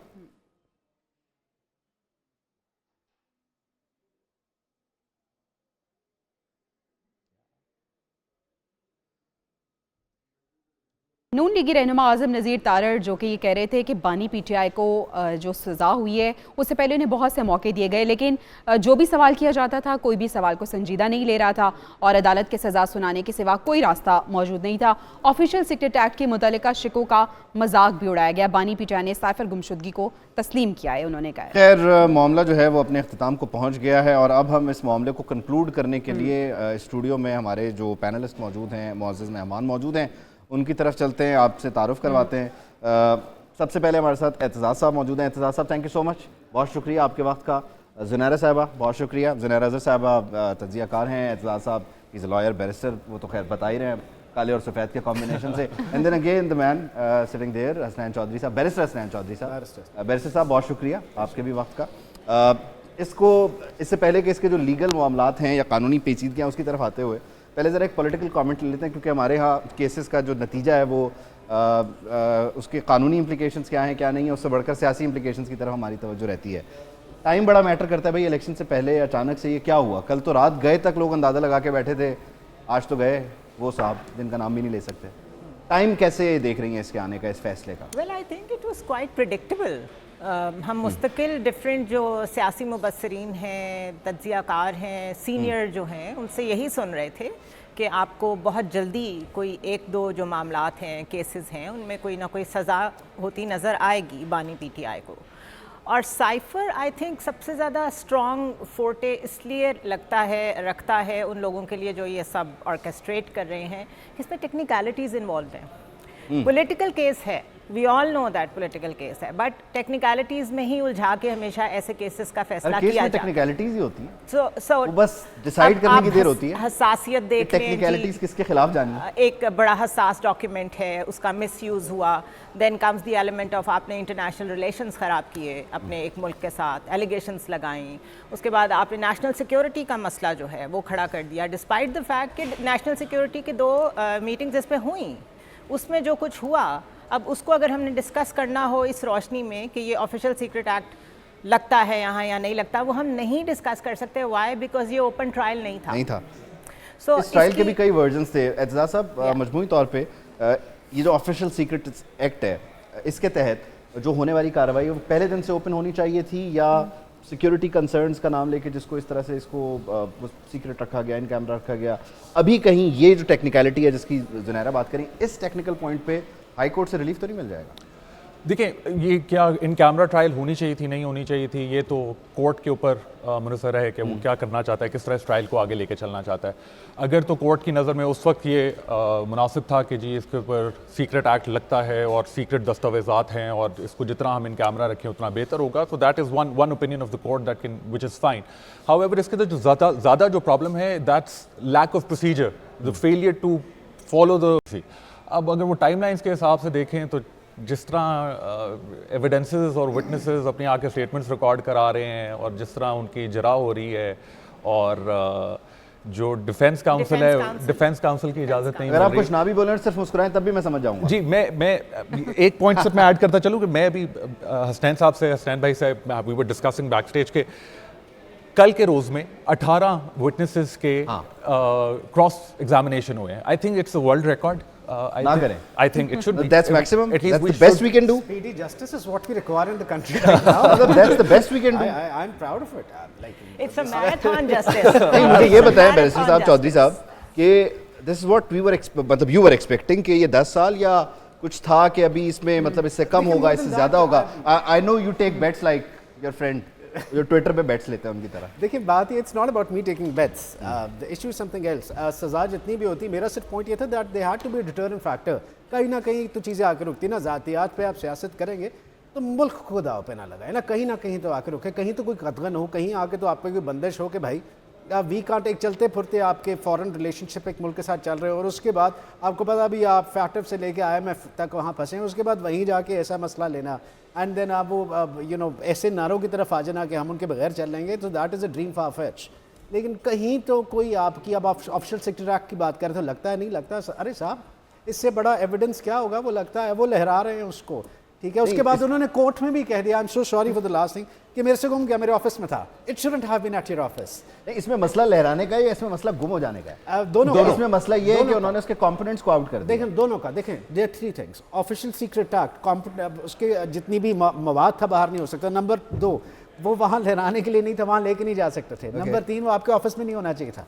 तो इसलिए जब जज साहब ने एक सवाल पूछा जिसपे काफ़ी ज़्यादा उनके ऊपर की भी जा रही कि सिर्फ एक सवाल पूछा, उन्होंने कहा वो कहाँ है, तो अगर उस वक्त भी कह देते कि मेरे पास नहीं है, मुझे नहीं पता, तो दैट इज समथिंग एल्स। अगला सवाल आता, आपसे पूछा वो लेटर कहाँ और आपके मेरे दफ्तर में था, पता नहीं कहाँ गया, सो दैट एंड्स द। अच्छा, ये उन्होंने कहा कि लेट्स प्ले विद इट, लेकिन वो उसी के साथ खेल गया खिलाड़ी जबकि थे सब कुछ हो रहा था। तो क्या कॉन्सिक्वेंसेस का उन्हें अंदाजा नहीं था कि क्या इसके कॉन्सिक्वेंसेस हो सकते हैं? मेरा ख्याल है उन्होंने ये कॉन्सिक्वेंसेस के बारे में ज़्यादा सोचा नहीं था। It was a political move, a wrong political move, जिसके अंदर उनको लगा शायद वो आवाम की इसके अंदर कोई सिंपैथी गेन कर लेंगे। बट इन द डिफेंस एक जो बानी पीटीआई ने एक जो बात की थी कि it was a rephrased copy of the letter. He did not say that I was carrying. Decode होने के बाद उसकी decoded. Yeah. Decoded. मतलब decoded, but he said rephrased. rephrased. Decoded yet जो rephrased. कैबिनेट में प्रेजेंट करने के लिए। मतलब एक चीज़ और भी पूछना चाहूँगा इसी में, एतजाज़ साहब प्लीज ऐड दिस, कि एक है ओरिजिनल डॉक्यूमेंट जो असद मजीद ने वहाँ से भेजा, वो डी कोड, क्योंकि ये एक पॉइंट आया था टेक्निकल बीच में कि डी कोड होने के बाद फिर उसकी वो एक्चुअल वैल्यू वो है या नहीं है, ये भी ज़रा मुझे एक्सप्लेन कर दीजिए। So this is one of the observations in the Supreme Court. अगर आपको याद हो कि जब इसी की बेल के लिए अप्लाई किया था तो one of the honorable judges in the Supreme Court mentioned this कि if the document has been decoded then how is it a secret document? But this is the observation जिसके ऊपर अभी फैसला आना बाकी है कि क्या ये एक साइफर डॉक्यूमेंट या सीक्रेट एक्ट इस पर लगेगा नहीं लगेगा, अभी तो वो कबल अज़ वक्त है इसके ऊपर कोई भी कमेंट करना। बट एक चीज़ मैं इसके अंदर याद दहानी चला कराता चलूँ कि जो डॉक्यूमेंट उन्होंने लहराया वो ये कहते हैं कि रीफ्रेज डॉक्यूमेंट है, वो डीकोड हुआ नहीं हुआ, लेकिन वो ये कहते हैं कि that was not even the original document. पहली बात। दूसरी बात, there were 5 copies of the document जो हर इदारे के अंदर गई, और one of the copies that he had जो उनको रिटर्न करनी चाहिए थी अगर वो रीफ्रेज भी था। मेरे ओपिनियन में वो डॉक्यूमेंट जब वो उस पोजीशन पे as a prime minister, when he is not working as a prime minister, he was supposed to return the copy. That's what the language of the law says कि वो उसकी position नहीं रख सकते, वो डॉक्यूमेंट उनके position में नहीं है। When it comes to timing, हमने देखा 2018 में इंतखाबात से 20 दिन पहले नवाज शरीफ साहब के साथ ऐसा हुआ, उसके बाद अब और ये विशेष साइकिल ये चलता रहेगा। बड़ी रीसेंट एग्जांपल्स दे रही है। इसको सादा अल्फाज में मेरी क्या पूछना है जरा, पलड़े बराबर हो गए भाई? बराबर क्या, एक साइड को मिल गए हैं, दोनों पकड़ के दे दिए। चौधरी साहब मुस्कुरा रहे हैं, पलड़े बराबर हो गए। नहीं, लेट हर कंप्लीट सॉरी। देखिए, इसका पॉलिटिकल एंगल बहुत इंपॉर्टेंट है। टेक्निकली आप किसी को भी नॉकआउट होते देखें पाकिस्तान की पॉलिटिकल हिस्ट्री में, वो चीज़ वापस आती है। It always comes back, what goes around comes around. और हम कब तक वज़राए आज़म को टेक्निकल नॉकआउट करते रहेंगे? It's a big question. Technicalities में पढ़ेंगे तो मुझे और आपको भी बैठे हुए भी 10 पॉइंट्स ऐसे मिल जाएंगे जिसमें हम एक दूसरे को नॉकआउट कर सकते हैं। But in the larger frame and in the greater picture आप पाकिस्तान को किधर जाता देख रहे हैं? और ये चीज़ जब रिपीट होती है उस वक्त मेरा सवाल ये होता है कि जिन वज़राए आज़म के साथ ये पहले हुआ है वो बजाय इसके कि इससे सीखें, रिकंसिलिएशन की तरफ आए, हेल्दी कंपटीशन की तरफ आए। आप इनोवेशन की भी दाद दें। With time we are learning new ways. They hammer it कि हाँ इनके साथ भी यही करें। Yes, so ये डायलेमा है मेरे लिए, तो ये डायलेमा। राजी साहब, लास्ट एक कमेंट आपसे लेना है। एक इंतहाई हसास नौयत का मामला है, अब उस पर हम बात कर सकते हैं कि हुआ नहीं हुआ, लेकिन अगर ये हो गया है तो दिस थिंग, ये 10 साल कैद, ये लहराना, ये उसको लीक करना, गुम हो जाना, this will haunt him for life. यानी ये अनफिट फॉर ऑफिस डिक्लेयर हो गए हैं फॉर एवर, या ये मैं देखिए जब आर्टिकल 62(1)(f) में आप आगे आ जाते हैं, ठीक है जी, अब वो बात आ गई सादिक और अमीन वाली बात तो पीछे रहेगी। अब तो he is a convict, and once you are convict then of course you can't contest elections perhaps. लेकिन मैं डीकोडिंग पे आखिरी आप बता दूं, वो ज़रूरी है। It was decoded for the cabinet, it was not decoded for the general public. मेरे लिए और आपके लिए there is a huge difference in that, you see. When the अब वहाँ से कोई खत नहीं भेजा गया था, वहाँ से एक साइफर का मतलब ही साइफर है ना, तो वहाँ से द साइफर वाज डिकोडेड, तो वो जो 0 1s में 2 2 2 जो आई थी that was decoded, so it was not for general public, that's why it's called cipher. बहुत से क्वेश्चंस है जो हम कोई अच्छा क्विकली मुझे ये बता दें कि 62(1)(f) नहीं है तो ये कहाँ पे फॉल करता है? ये मतलब भाई फारिक जी, मेरे वो तो अब तो हो, तो 62(1)(f) है ना सादिक और अमीन वाला, ये 62 में कहाँ तो फॉल करता है? सर नॉन कन्विक्टेड ओनर 62 के अंदर ही फॉल करेगा। विद सब क्लॉज F नहीं है, F नहीं है, 62 में आएगा, 62 में आएगा, 62(1) के अंदर आएगा, नीचे F नहीं होगा, 62(1) के अंदर आएगा, F नहीं होगा। चलें जी, 62(1) हो गया, F माइनस कर दिया है। सो 10 दिन पहले हुआ है, पिछली बार 20 दिन पहले हुआ था। खैर बहुत शुक्रिया बैरिस्टर साहब, thank you so much, thank you Zunaira and thank you Aitzaz साहब, बहुत शुक्रिया, थैंक यू सो मच। तो खैर ये इस्लामी जमहूरिया पाकिस्तान है और इस मुल्क में एक नए तरीके से पुरानी गलतियों को बिल्कुल ऐसे ही, और ये सिलसिला जो है ना वो चलता जा रहा है। आई डोंट नो ये कब खत्म होगा।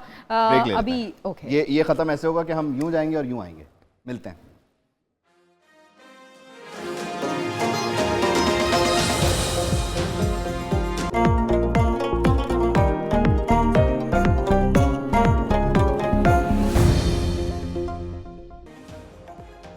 लेटेस्ट अपडेट अभी ये है कि सिब्बी का इलाका है जिना रोड, जहाँ पे धमाका बताया जा रहा है हुआ है। 3 अफराद जाँ बाग हुए हैं, 7 अफराद ज़ख्मी हो गए हैं। इब्तदाई तौर पर ये इतलात आई हैं कि सिब्बी का ये इलाका है जहाँ पे धमाका हुआ है, जिना रोड बताया जा रहा है। 3 अफराद इस धमाके में जाँ बहक हो गए हैं, 7 अफराद ज़ख्मी हुए हैं।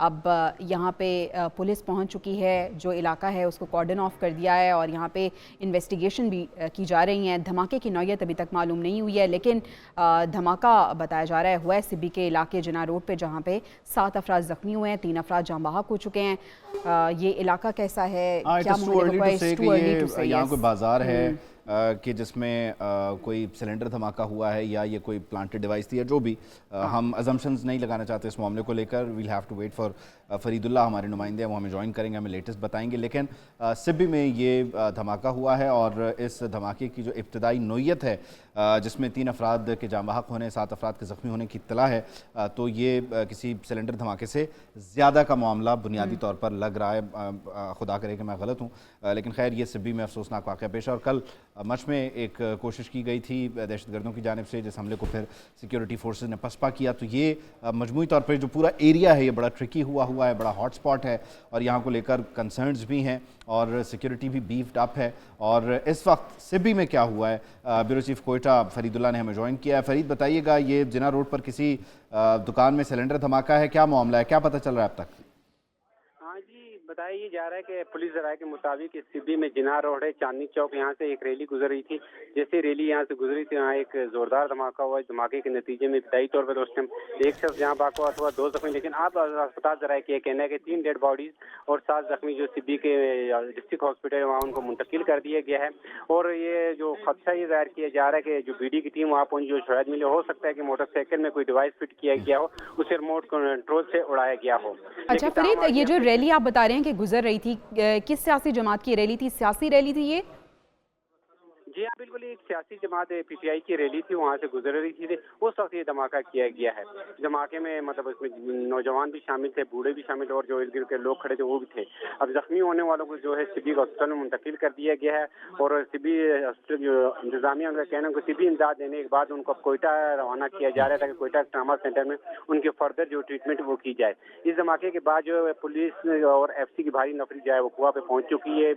बीडी के रूटीन का जो मामला होता है, बम डिस्पोजल स्क्वाड भी यहाँ पर मौजूद है। इसके अलावा पुलिस और दीगर कानून नाफिज करने वाले इदारों के एहलकार भी यहाँ पर पहुँच चुके हैं। बताया जा रहा है कि एक रैली यहाँ से गुजर रही थी कि इस दौरान ये धमाका हुआ और अंदाज़ा लगाया जा रहा है कि मोटरसाइकिल में ये धमाका खेज मवाद नस्ब था। 3 अफराद जाँ बहक हैं, 7 ज़ख्मी हैं और इन ज़ख्मियों को शायद कोयटा भी ले जाया जाए। इससे पहले कि हम आगे बढ़ें और दीगर मामलात को डिस्कस करें, ब्रेक पर जाने से पहले हम साइफर को डिस्कस कर रहे थे और साइफर के जो कानूनी निकात हैं, सियासी मामलात उनको समझ रहे थे। लेकिन ये मामला है क्या, कब शुरू हुआ और इसमें कब क्या हुआ, ये भी तो फिर जवेरिया दरा लोगों की याददाश्त बिल्कुल ऐसे ही अब तो लोगों को याद हो गया होगा, लेकिन हम एक दफ़ा फिर आपको बता देते हैं कि जनाब साबिक वज़ीर आज़म ने एक अवामी इज्तिमा किया था और एक पेज लहराया था और उन्होंने ये जेब से निकाला था। जी हाँ, और अपोजिशन की तहरीक अदम एतमाद गैर मुल्की साजिश का ये नतीजा थी। मुबैना तौर पर यह साइफर 7 मार्च 2022 को अपोजिशन की जानिब से तहरीक अदम एतमाद पेश करने और इस पर वोटिंग के लिए कौमी असम्बली का इजलास तलब करने से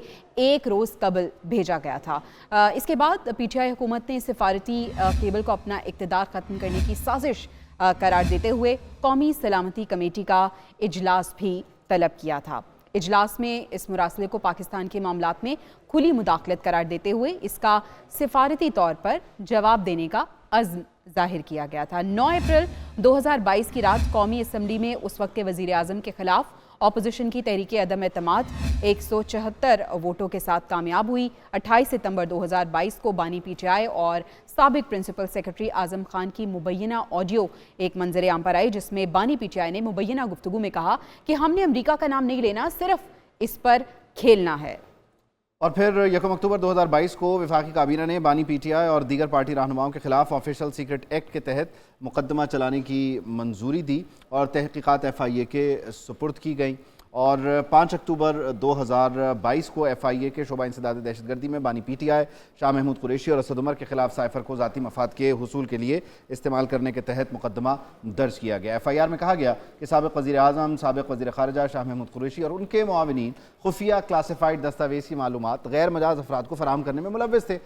20 अगस्त 2023 को FIA ने शाह महमूद कुरैशी को इस्लामाबाद से गिरफ्तार किया, जबकि 29 अगस्त को तोशा खाना केस में बानी PTI की सज़ा मुअत्तल हुई। ताहम खुसूसी अदालत ने साइफर केस में साबिक़ वज़ीर आज़म को जेल में ही कैद रखने का हुक्म दिया था। 30 सितंबर 2023 FIA ने अदालत में चालान जमा करवाया, जिसमें मुबैना तौर पर बानी PTI शाह महमूद कुरैशी को ऑफिशियल सीक्रेट एक्ट के सेक्शन 5 और 9 के तहत साइफर का खुफिया मतन अफशा करने और साइफर खो देने के केस में मरकजी मुलजिम करार दिया गया। फिर FIA ने इस चालान में 27 गवाहान का हवाला दिया। मरकजी गवाह थे आजम खान, जिन्होंने अपने बयान में मुबैना तौर पर यह कहा कि बानी PTI ने खुफिया दस्तावेज़ का इस्तेमाल अवाम की तवज्जो अदम एतमाद की तहरीक से हटाने के लिए किया। 23 अक्टूबर को ऑफिशियल सीक्रेट एक्ट 1923 के तहत कायम खुसूसी अदालत ने बानी PTI और साबिक़ वज़ीर ख़ारिजा शाह महमूद कुरैशी के खिलाफ साइफर केस में फ़र्द जुर्म आयद कर दी। और फिर 25 अक्टूबर को बानी PTI ने साइफर केस में फ़र्द जुर्म आयद करने की इस कार्रवाई को इस्लामाबाद हाई कोर्ट में चैलेंज किया। 21 नवंबर को इस्लामाबाद हाई कोर्ट ने साइफर केस में जारी जेल ट्रायल के खिलाफ इंट्रा कोर्ट अपील मंजूर करते हुए जेल ट्रायल का 29 अगस्त का नोटिफिकेशन गैर कानूनी दिया। और फिर ये मामला ओपन कोर्ट की तरफ आ गया। इस मामले को सुना जाने लगा सहाफ़ियों की मौजूदगी में, फैमिली की मौजूदगी में, और फिर ये होता होता चलता चलता यहाँ तक आया कि जहाँ 10 साल कैद बामुशक्कत की बिल्कुल ऐसे सजा। अभी भी बहुत कुछ है जो सुना हमने दी गई, सोचा कि मतलब इतने क्या नंबर्स और कॉम्प्लिकेशन में पड़ा है। बिल्कुल ऐसा ही है, 10 साल कैद बामुशक्कत, बिल्कुल ऐसा ही है। अब उनके पास ऑप्शन भी मौजूद है, जिस तरह से हमने डिस्कस भी किया। खैर आगे बढ़ते हैं। मोनेस इलाही को पकड़ने की जनाब तैयारियां हो रही हैं, क्योंकि FIA लाहौर ने रेड वारंट जारी करने के लिए मुरासला भिजवा दिया है। साबिक वजीर को इंटरपोल के जरिए गिरफ्तार किया जाएगा। लाहौर की अदालत मोनेस इलाही को इश्तिहारी करार देकर दायमी वारंट गिरफ्तारी कर चुकी है। साबिक वजीर मनी लॉन्ड्रिंग और करप्शन के इल्ज़ाम में शामिल तफ्तीश नहीं हुए हैं। तो मोनेस इलाही, जिनकी मुश्किलात अब यकीनन बढ़ गई हैं, उनके वारंट गिरफ्तारी जारी करने के लिए मुरासला भी जारी हो गया है। और अब इंतखाबात से पहले ये सब कुछ तो एक मामूल बनता हुआ नज़र आ रहा है। ये तो होता है, इस तरह तो होता है। फिर इस तरह के कामों में क्यों उदास फिरते हो सर्दियों की शामों में? खैर सर्दियां तो जा रही हैं वैसे। नहीं, अब बारिश हो रही है लाहौर में, सर्दी वापस आ रही है, वापस आएगी, wish। बर्फबारी भी शुरू हो गई है। लेकिन हमारे पास इस सारे मौसम से पहले एक और मौसम की खैर खबर है, और वो इंतखाबी मौसम है। जाहिर है इस इंतखाबी मौसम में ये होता है कि कोई अर्श पे कोई फर्श पे होता है, जैसे पिछले में कोई और थे और इस बार positions have change, tables have turn, और इस बार जो लोग आसानी एंजॉय कर रहे हैं उनकी बात करते हैं। चलें, साबिक़ वज़ीर आज़म मियां मोहम्मद नवाज शरीफ ये कहते हैं कि तब्दीली ने पाकिस्तान का क्या हशर कर दिया। आज रोटी 25 रुपये में मिल रही है, तब्दीली ने आवाम के साथ ये क्या सलूक किया है। हर जुल्म सहने के बावजूद उन्होंने ताना दिया कि मैंने हर जुल्म सहने के बावजूद कभी कोई कौमी राज फाश नहीं किया। आज के दिन का उनका ये हमला था, ताना था उन पर जिनके खिलाफ फैसला आया। सुनिए। वालिद के जनाजे को मैं कंधा नहीं दे सका, वालदा के जनाजे को मैं कब्र में नहीं उतार सका। मेरी कुलसूम फौत होती है तो मुझे जेल में इतला मिलती है, इसकी मां फौत होती है तो उसको जेल में इतला मिलती है, जेल में। और सारा कुछ जो है वो हमारा जो नुकसान हुआ उस सारा जो गम दुख मैं सह गया, लेकिन सहने के बावजूद मैंने कोई कौमी राज फाश नहीं किया, खुद पर जुल्म बर्दाश्त किया, जख्म सहे, लेकिन पाकिस्तान पे जख्म नहीं लगने दिया मैंने। उस तब्दीली ने पाकिस्तान का क्या हशर किया कि आज 25 रुपए में रोटी मिलती है एक, और नवाज शरीफ के दौर में 25 रुपए में 5 रोटियां मिलती थी, 5 रोटियां। जनाब दूसरी साइड पे पीपल्स पार्टी जो ये कह रही है कि पीपल्स पार्टी ने पहले भी मुल्क को मुश्किल से निकाला, अब भी हम निकालेंगे, अवाम को गैस समेत तमाम सहूलियात फराहम करेंगे। इस्लामाबाद वालों को नहीं पता कि कोहोटा कहाँ है। पीपल्स पार्टी पाकिस्तान को एक बार फिर बदलेगी। आपको गैस नहीं मिलती तो आने वाली नस्लों का नुकसान जो है उन पहाड़ों के गंजे होने का है। तो अल्लाह रहम करेगा, इंशाअल्लाह अल्लाह में ताकत देगा कि हमको आपको गैस देंगे और हर सहूलत जो आप यूनिवर्सिटी की बात कर रहे हैं, मैं मेडिकल कॉलेज और यूनिवर्सिटी की बात कर रहा। मुल्क बड़े बुरे हालात में था, शायद होगा, मगर हम मुल्कों को और अपने मुल्क को बुरे हालात से निकालना जानते हैं। हमने पहले भी निकाला है, अब भी निकालेंगे। तो आसिफ अली जरदारी की गुफ्तगू आपके सामने है। इस बार पीपल्स पार्टी ये दावा करती है कि हम बदलेंगे, और जब ये इस तरह होता है तो ऐसा लगा PPTI हो गई है। बिल्कुल ऐसे ही लग रहा है, क्योंकि ये बातें सुन सुन के ना सुनी लगती हैं, सुनी लगती हैं, और ये पहले भली भली भी लगती थी, अब पता नहीं क्यों नहीं लगती। खैर, मुस्लिम लीग नून के सदर शहबाज शरीफ की बात करें तो वो अपने वज़ीर ख़ारजा को नाम लिए बगैर मुखातिब कर रहे हैं। लाहौर में एक जलसे से खिताब में उन्होंने कहा कि एक नौजवान ने मुनाजरे का चैलेंज दिया है, मुनाजरा कारकर्दगी की बुनियाद पर होता है। 8 फरवरी को तरक्की का सफ़र वहीं से शुरू करेंगे जहाँ रुका था। उन्होंने कहा कि बानी PTI के दौर में करप्शन में इजाफा हुआ था। आज वक्त आ गया है कि आपने अब 8 तारीख को अल्लाह ताला का नाम लेकर हेर फेर नहीं शेर वोट पाना है। और ये जरा तीर है ना, तीर ये पर एक होर नुक्ता ला दो तो शेर बन जाता है। बिल्कुल शेर को मोहर लगानी है और पाकिस्तान को अजीम बनाना है। इंशाअल्लाह वादा है आपसे उस खुदाए बुजुर्गों बरतर को गवाह बनाकर कि नवाज शरीफ की क़यादत में हम सब और ये खादम आपकी खिदमत में दिन रात मौजूद होगा और पाकिस्तान को अजीम बनाएंगे। 8 फरवरी को DI खान में तीरों की बारिश होने जा रही है। Chairman Peoples Party Bilawal Bhutto Zardari Dera Ismail Khan में जब जलसे से खिताब कर रहे थे तो ऐसा उन्होंने कहा। सियासी मुखालिफिन पर तनकीद भी उन्होंने की। उन्होंने कहा कि क्या बनेगा जो ठंड की वजह से इलेक्शन नहीं लड़ना चाह रहे थे। रिवायती सियासतदानों में अहलियत नहीं है कि मसाइल का सामना करें। पीपल्स पार्टी अवाम को अकेला नहीं छोड़ सकती। उनका क्या बनेगा जो ठंड की वजह से, जो बर्फबारी की वजह से इलेक्शन लड़ना नहीं चाह रहे थे।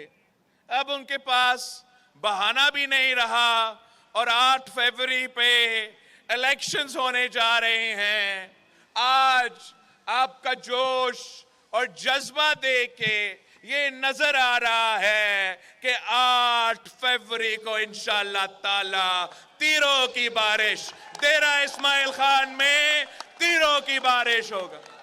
जो पुराने रवायती सियासतदान हैं उनको ना एहसास है, उनको ना फिक्र है, ना उनमें ये अहलियत है कि वो इन मसाइल का मुकाबला कर सके। खैर, बिलावल DI खान में थे और मौलाना फजल रहमान के घर में खड़े होकर उन्होंने मौलाना को क्यों ना मुखातिब करना था, लेकिन खैर वो शहद की बोतलों का जिक्र भी भूल गए इस मौके पे। ये भी बड़ा ज़रूरी था, वहाँ पे बहुत आम है। चलें, वो उन्होंने बचा लिया होगा कल के लिए, परसों के लिए। 8 फरवरी को होने वाले जो इंतखाबात हैं उसमें आप बड़े बड़े चेहरे तो देख रहे हैं। आपसे बात करने के लिए कॉफ़ी भी रख दी ताकि ये मुखातिब होने में खलल ना आए।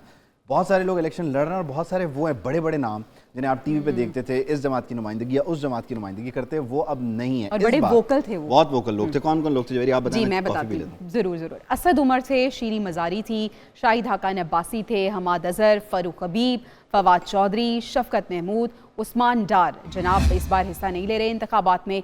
इसके साथ साथ पंजाब की वज़ारत आला के मनसब पर रहने वाले उस्मान बुज़दार भी इलेक्शन नहीं लड़े। मिफ्ता इस्माइल, मुराद सईद और फैसल वावडा भी इंतखाबी दौर से बाहर हैं। तो ये वो कुछ नाम हैं जिन्हें आप नहीं देख सकेंगे, जिनकी गुफ्तगू आप नहीं सुन सकेंगे, क्योंकि जैसे पहले हमने आपको कहा ये बड़े एक्टिव थे लोग, बड़े वोकल थे। इनकी गुफ्तगू या इन्हें आप इसलिए नहीं देख सकेंगे क्योंकि इन्हें अभी पता नहीं इन्होंने करना क्या है।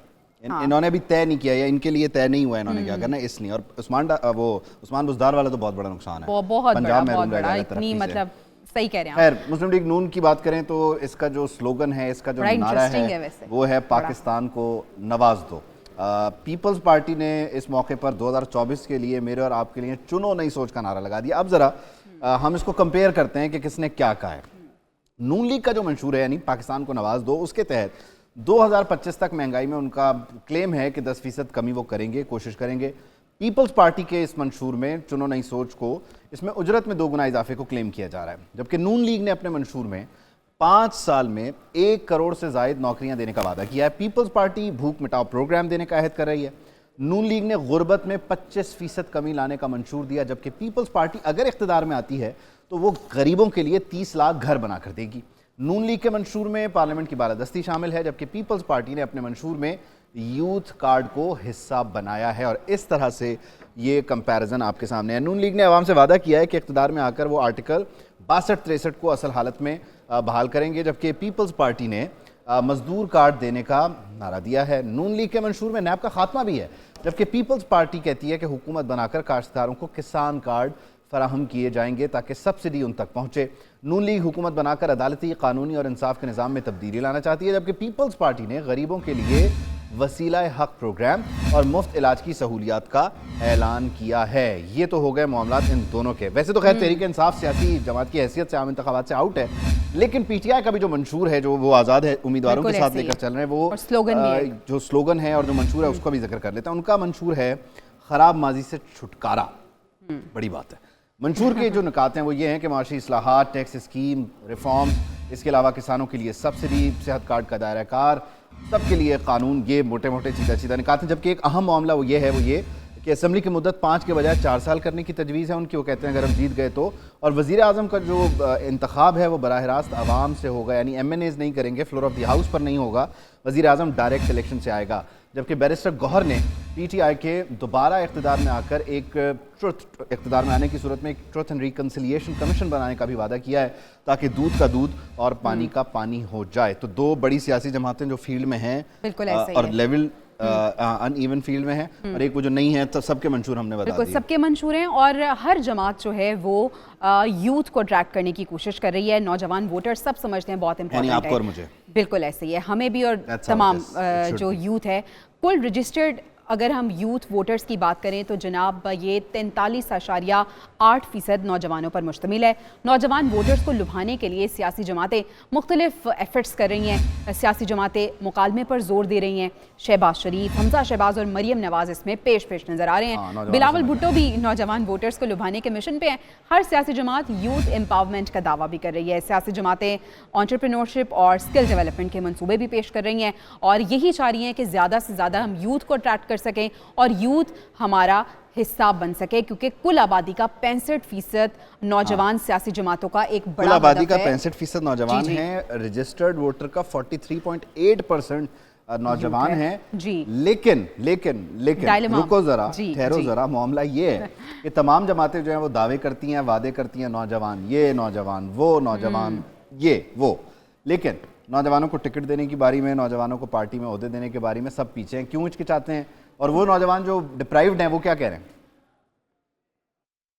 नौजवान क्या करेंगे? फोकस करेंगे भाई इस पार्टी ने हमें फ़ायदा दिया है, हमारे लिए रिफॉर्म्स किए हैं, तो नेक्स्ट टाइम नौजवानों का जो एतबार होगा वो उन पर ज़्यादा होगा। डायनेस्टिक पॉलिटिकल पार्टीज़ हैं, अपने रिश्तेदारों को और जिनके पास असर रसूख और पैसा हो उन्हीं को सपोर्ट करते हैं। पाकिस्तान में जो है वो पॉपुलेशन जो है यूथ की ज़्यादा है। अगर जो यूथ जिसके साथ होगी वो वही पार्टी जीतेगी। फिर कौम जो है वो सिर्फ और सिर्फ एक जमाती नज़रिए के ऊपर चलती है और जमातों का नज़रिया ख़त्म हो चुका है। मेरे ख्याल से कायद-ए-आज़म के नज़रिए के बाद कोई भी ऐसा पॉपुलर हमारी तरफ कोई वीएन आया ही नहीं है। अभी भी देख रहे हैं तमाम पॉलिटिकल पार्टी जो दावे करती हैं कि हम नौजवानों की पार्टी हैं, लेकिन आप उनकी सीट्स उठा के देखें, एक एक घर से 6-6 सीट्स दी गई हैं और तो और छोड़ें कि रिजर्व सीट्स भी उनके बांझे भतीजों को दी गई हैं। बिल्कुल नए चेहरों को आना चाहिए सियासत में, क्योंकि जो नए लोगों को पता है कि क्या हालात हैं लोगों के, नौजवानों के करियर के। लाहौर का हल्का PP 160 जहाँ पे मुस्लिम लीग नून की जानिब से शानदार रैली का इनेकाद किया गया। रैली की क़यादत लीगी उम्मीदवार मलिक असद खोखर ने की। मतवालों ने बड़ी तादाद में इस रैली में शिरकत की और मलिक असद खोखर पर मुकम्मल एतमाद का इजहार किया। अहलियान हल्का की जानिब से रैली के शुरका का पुरतपाक इस्तकबाल किया गया। इस्तकबालिया पॉइंट पर गुलपाशी भी की गई। तो इंतखाबात का मौसम है, ऐसे में मुख्तलिफ रैलियाँ की जा रही हैं। मलिक असद खोखर की जानिब से भी ये रैली की गई और अवाम ने पुरतपाक उनका इस्तकबाल किया और उन्हें यकीन दिलाया कि हम उनके साथ हैं। मलिक असद अली खोखर नून लीग के इंतखाबी निशान शेर पर इलेक्शन लड़ रहे हैं। PP 160 है और जो ऊपर कौमी असम्बली की सीट है वहाँ पर अता तारा और बिलावल भुट्टो जरदारी का मुकाबला है। तो देखते हैं क्या होता है। खैर इस इंतखाब में एक एजेंडा तो हम बात कर रहे थे नौजवान है, दूसरा एजेंडा मईशत है। और मईशत की अगर हम खैर खबर लें तो बजट खसारा 2400 अरब रुपये से तजावुज़ कर गया है। खसारा मुल्की GDP के 2.3% के बराबर हो गया, 2.3।